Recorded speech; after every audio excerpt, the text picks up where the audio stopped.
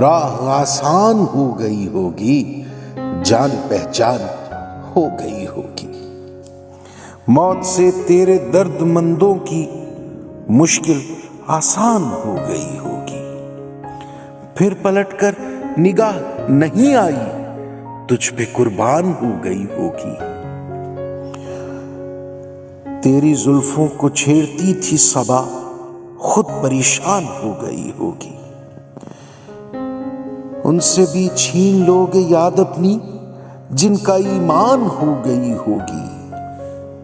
دل کی تسکین کا پوچھتے ہیں آپ، ہاں میری جان ہو گئی ہوگی۔ مرنے والوں پہ سیف حیرت کیوں، موت آسان ہو گئی ہوگی۔ راہ آسان ہو گئی ہوگی، جان پہچان ہو گئی ہوگی۔